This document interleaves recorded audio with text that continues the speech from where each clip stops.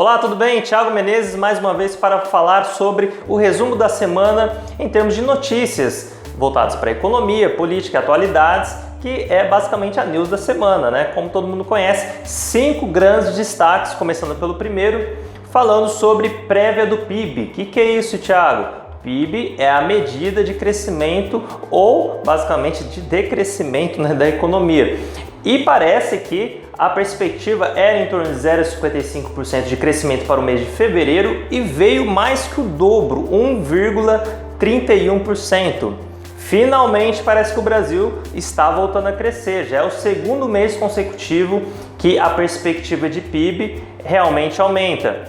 Nós tivemos aí então um cenário onde, se a gente for comparar, o Brasil saiu da UTI, foi para o quarto de observação e está esperando um pouquinho mais ali para ter alta em termos de comparação de crescimento. Então, lógico, não dá para dizer que o país já voltou a crescer de forma consistente. Precisamos observar ainda. Tem várias informações, dados que nós inclusive temos comentado aqui que mostram que realmente parece que está andando sim esse crescimento de forma, né, a engatinhar ali. Vamos continuar observando. Inclusive, indo para o item 2, falando sobre perspectivas, está aí alguns números que mostram também o porquê que esse crescimento pode ser consistente. Redução de juros, perspectiva de Selic, taxa de juros em 8,5% para o final do ano. Essa perspectiva nós havíamos já comentado na semana passada, ou seja, se você tem aí juros de financiamento, né, ou quer fazer um financiamento, ótimo, você vai pagar menos juros. Agora, se você tem aplicações do banco pós-fixadas que pagam uma porcentagem do CDI, começa a ficar triste, porque o CDI ele vai chegar em 8,5%, a gente já está avisando, saia de aplicações pós-fixadas, vá pelo menos em parte da sua carteira de investimentos para aplicações pré-fixadas, que travam a taxa enquanto é tempo, em renda fixa mesmo, tá? Em aplicações conservadoras. Porque se você tem 100% do CDI, isso se você chega a ter 100% do CDI, porque na maioria das vezes o banco não paga 100% do CDI. Essa aplicação, ela vai reduzir a rentabilidade junto com os juros. Chegou no final do ano, 100% do CDI, 8,5%, menos imposto de renda, 7% líquido. Virou poupança, tá? Alguma coisa tem que ser feita. Perspectivas para dólar em torno de 3,23 para o final do ano, bem que economista sempre erra a perspectiva de dólar, mas a gente sempre está lembrando também. Agora falando sobre o item 3, previdência privada. Previdência privada acaba sendo uma das opções para que você faça investimentos além da previdência pública? Sim, mas não é a melhor opção. Olhe nossos vídeos sobre previdência privada, né? Eu estou fazendo essa observação porque houveram algumas críticas, né? Dizendo, pô, Thiago, você está fazendo apologia aí à reforma da Previdência, já está fazendo propaganda. Não, gente, previdência privada eu nem acho que é a melhor aplicação, sinceramente. Eu não acho que é a melhor aplicação. Tem muitas outras aplicações melhores, né? O termo previdência linka uma coisa com a outra, mas é um tipo de investimento como o outro. Tem outras aplicações melhores.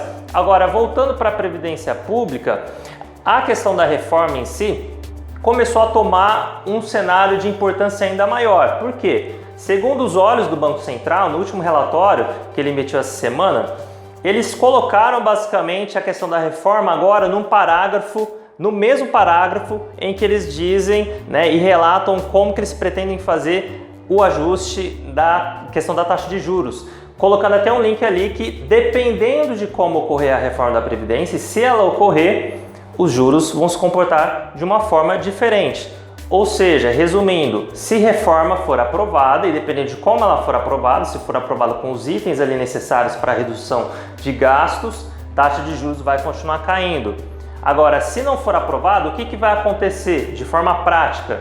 Né? Pensando aí de forma prática em números, aí, o mercado basicamente não vai gostar, o investidor estrangeiro vai sair aos poucos do Brasil, porque ele vai ver como um risco alto de default, como a Previdência ela vai crescer em relação às despesas totais do país de uma forma acelerada, inflação vai subir, saída de investidores estrangeiros faz o dólar subir também, vai ter um efeito cascata bem negativo para a economia. E isso pode trazer sérios problemas aí para esse processo de recuperação do Brasil.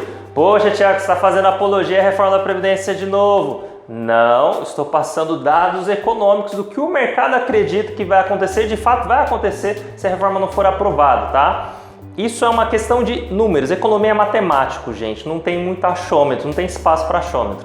Agora, Thiago, você concorda com a reforma da Previdência? Olha, não da forma que está sendo feita, né? Aí eu não concordo realmente. Eles deveriam cortar um pouco mais da carne deles, né? E isso não está sendo feito, os políticos no caso. Agora, outro item de destaque, falando basicamente sobre a questão das delações, né? Os delatores ali, eles informaram que mais de 81 operações de pagamento de propinas foram feitos entre 2006 e 2014. E nesse período, a Odebrecht, por exemplo, aumentou sua receita em mais de 300%. Olha só que beleza, né? Como é que a propina parece ser legal, né? Mas agora a empresa está vendo todo esse problema aí e até com risco de quebrar, né? Provavelmente vai ser comprada por algum grupo estrangeiro. Mas a situação está bem complicada. E além disso, fazendo até um link, né, a gente está vendo os números, né, das proporções das delações de dinheiro, foi mais de R$1 bilhão que, segundo a Odebrecht, foi repassado em propinas, só que isso somente em um ano, né? Se você pega o período completo, de 2006 até 2014, foram mais de 3,5 bilhões de propinas pagos. Outro número também bem interessante, aí entra numa discussão polêmica também, mas lógico, a minha obrigação de passar a verdade em números para vocês.